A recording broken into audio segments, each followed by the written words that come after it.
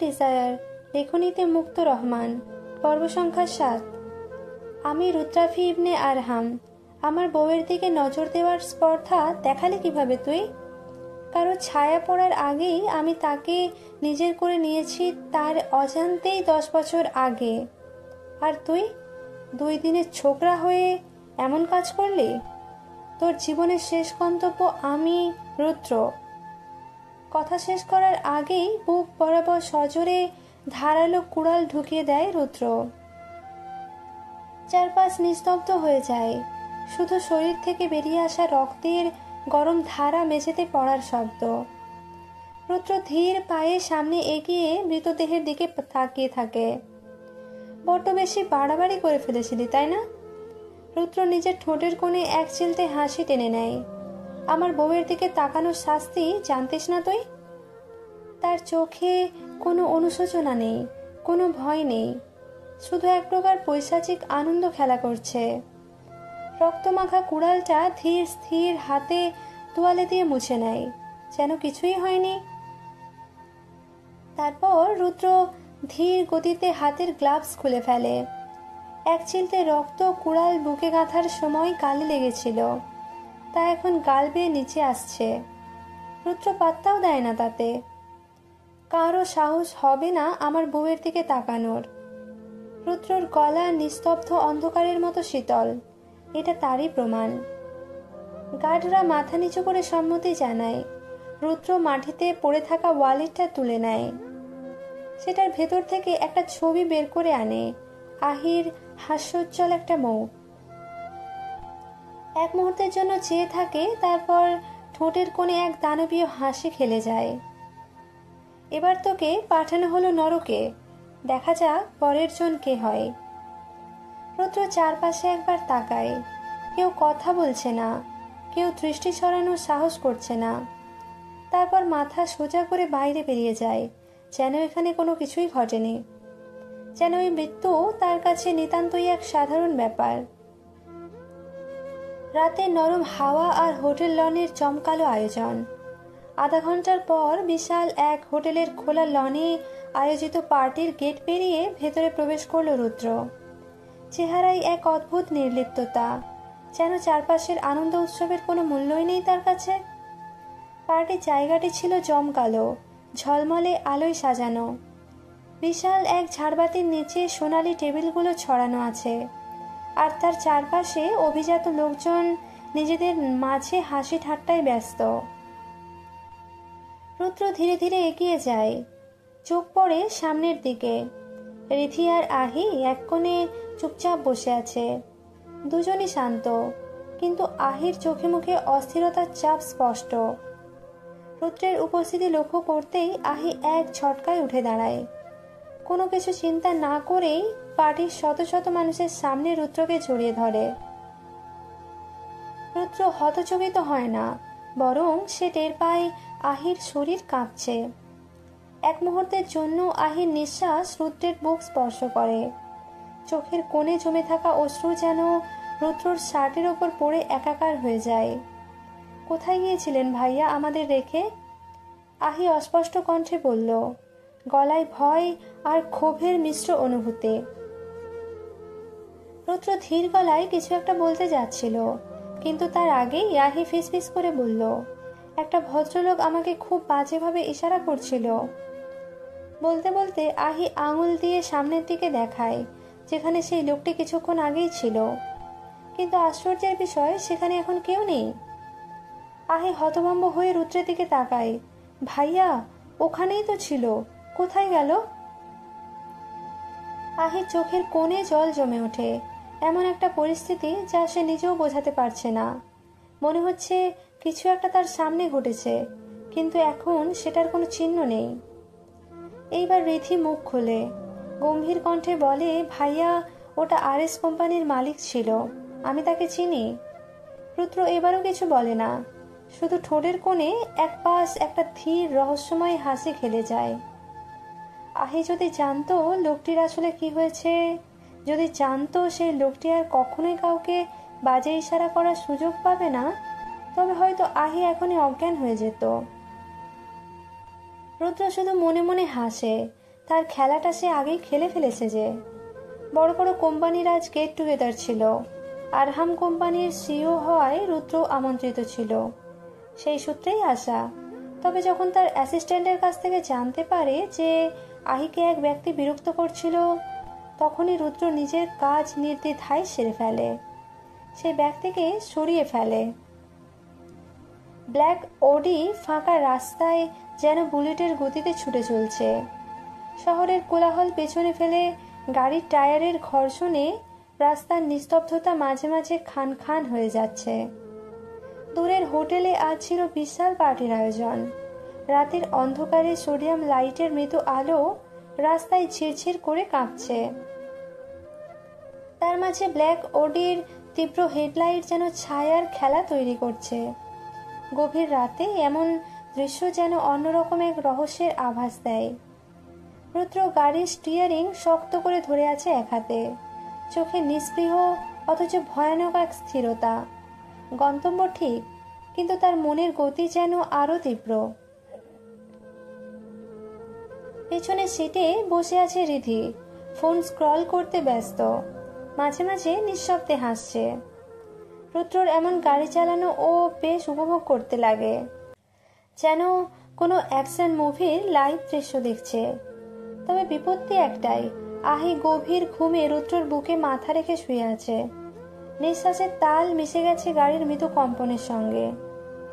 রুদ্রর এক হাত শক্তভাবে আহির কোমর জড়িয়ে রেখেছে, যেন এই ছোট্ট মেয়েকে কখনোই ছাড়বে না। গাড়ির স্পিড যতই বাড়ুক, রুদ্রর বাঁধন যেন আরো শক্ত হয়ে ওঠে।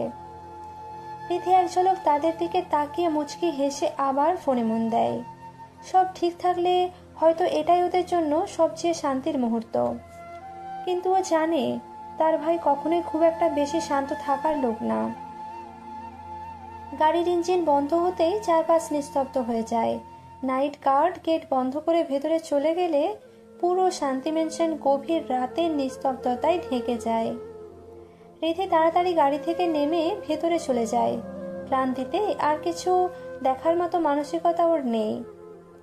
রুদ্র গাড়ির দরজা খুলে ধীর পায়ে নেমে আসে, তারপর একটু ঝুঁকে আহির দিকে তাকায়। গভীর ঘুমে আচ্ছন্ন আহির মুখটা এখন একদম নিষ্পাপ এবং প্রশান্ত। গাড়ির সফর, রাতের হালকা হাওয়া আর ক্লান্তির ভারে যেন গভীর ঘুমে তলিয়ে গেছে। রুদ্র এক মুহূর্ত চুপ থাকে, তারপর নিঃশব্দে হাত বাড়িয়ে আহির কোমর আর পেছন থেকে তাকে তুলে নেয় নিজের বাহুতে। আহির শরীরটা আলতো করে ওর বুকের সঙ্গে মিশে যায়, মাথাটা এসে ঠেকে রুদ্রর কলারে। এক অস্ফুট শব্দ করে একটু আহির নড়ে ওঠে, কিন্তু পুরোপুরি জেগে ওঠে না। রুদ্রর এক হাত দিয়ে শক্ত করে আহিকে আগলে ধরে, আর এক হাতে গাড়ির দরজা বন্ধ করে নেয়। চারপাশ নিস্তব্ধ, রাতের গভীরতায় শুধু তার নিঃশ্বাসের শব্দ আর গাড়ির মৃদু গরম ইঞ্জিনের আওয়াজ। একবার ঘড়ির দিকে তাকায়, 12:49। তারপর ধীরে ধীরে শান্তি ম্যানশনের দিকে পা বাড়ায়। বাহুর মাঝে গভীর ঘুমে ডুবে থাকা আহিকে আরো একটু শক্ত করে ধরে রাখে, যেন কোনো ঝটকায় আহির ঘুম না ভেঙে যায়। পুরো বাড়ি নিস্তব্ধ, সবাই গভীর ঘুমে ডুবে আছে। শুধু রুদ্রর ভারী বুটের শব্দ মেঝের ওপর ক্ষীণ প্রতিধ্বনি তুলে চলেছে।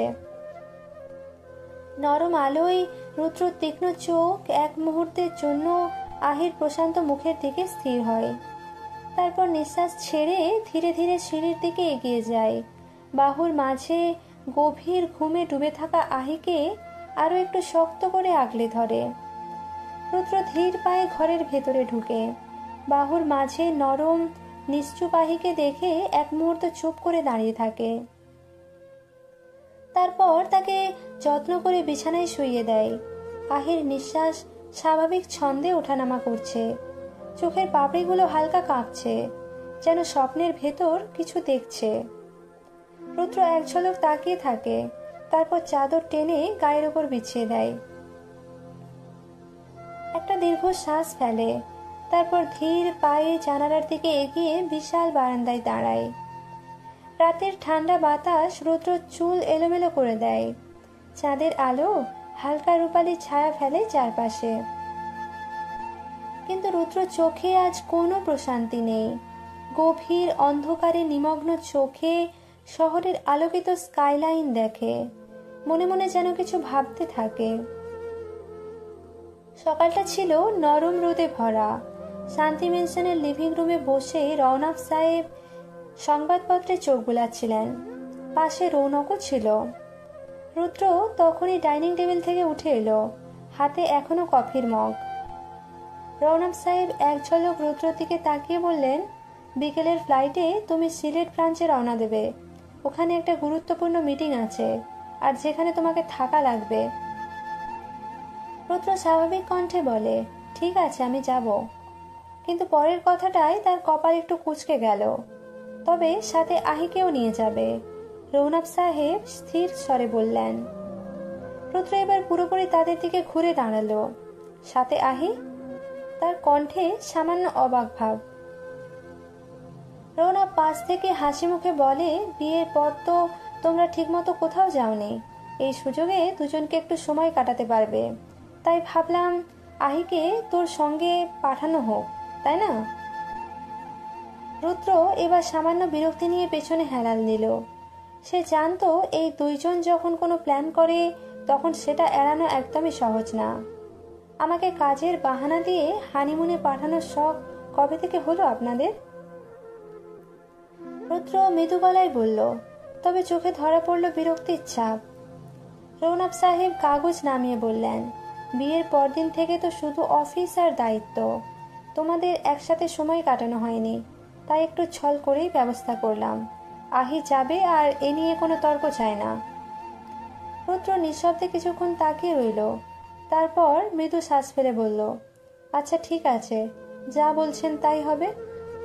তবে চোখের কোণে এক অদ্ভুত চিন্তা খেলা করছিল, আহি কি রাজি হবে এই ভ্রমণে? তার সবচেয়ে বড় প্রশ্ন, সে নিজে এই যাত্রায় ঠিক কি অনুভব করবে। তবে ঘটে অন্য ঘটনা। রিধির মুখ থেকে আহি যখন সিলেট যাওয়ার কথা শুনল, মনের মধ্যে এক দ্বিধা সৃষ্টি হয়। এক পাশে অস্বস্তি, আর অন্যদিকে অজানা এক আকর্ষণ। রুদ্রের সাথে একা পথ চলা, এটা যেন তার ভেতরকার এক রুক্ষ পর্বতের দিকে পা বাড়ানোর মতো। তবে সিলেটের অপূর্ব সৌন্দর্য এবং নিস্তব্ধ নদী, আকাশের নীল আর পাহাড়ের সবুজ আহিকে সব কিছু অভ্যর্থনা জানাচ্ছিল। এক গভীর আবেগের স্রোত টানে আহিকে। সিলেটের শীতল বাতাস, প্রকৃতির বিশালতা এবং তার অভ্যন্তরে লুকানো রহস্য আহিকে বশ করে ফেলে। রুদ্রর খারাপ আচরণ, হুটহাট আহিকে কষ্ট দেওয়া, আহির মনে রুদ্রর জন্য ভালোবাসার বদলে ভয় আর অভিমান তৈরি করেছে। এতটা দূরে কিভাবে যাবে সেটা ভাবতেই আহির শ্বাস আটকে আসে। তবে আহি শেষমেশ সিদ্ধান্ত নেয় যাবে। দ্বিধা কাটিয়ে ভ্রমণের প্রস্তুতি শুরু করে। ব্যাগে এক এক করে কাপড়, প্রসাধনী, প্রয়োজনীয় জিনিস গোছাতে গোছাতে মনে একটা অবচেতন প্রশান্তি অনুভব করে। কপালে চিন্তার রেখা স্থায়ীভাবে না থাকলেও মনটা কিছুটা অস্থির ছিল। এখন তো গন্তব্যে পৌঁছানোর দিকে মনোযোগ দিতে হবে ভেবেই আবারও একবার ব্যাগটি চেক করে নিল আহি। কিছুক্ষণ পর মুখে এক অস্পষ্ট হাসি ফুটিয়ে নিজেই নিজেকে জানালো, যাব, তবে সিলেটের এই যাত্রা ভিন্ন কিছু হবে, একেবারে নতুন এক দিগন্ত খুলবে। অন্যদিকে রুদ্র ফোনে ব্যস্ত ছিল, কণ্ঠে স্বাভাবিক শক্তির চেয়ে কিছুটা বেশি ছিল। হ্যাঁ, রাস্তা যেন ফাঁকা থাকে, গার্ডদের পুরো পথ ধরেই সতর্ক থাকতে হবে। কলটি কেটে দেওয়ার পর চোখে এক অদ্ভুত তৃপ্তির আলো ঝিলমিল করছিল, যেন কোনো গোপন পরিকল্পনা তাকে উৎসাহিত করছে।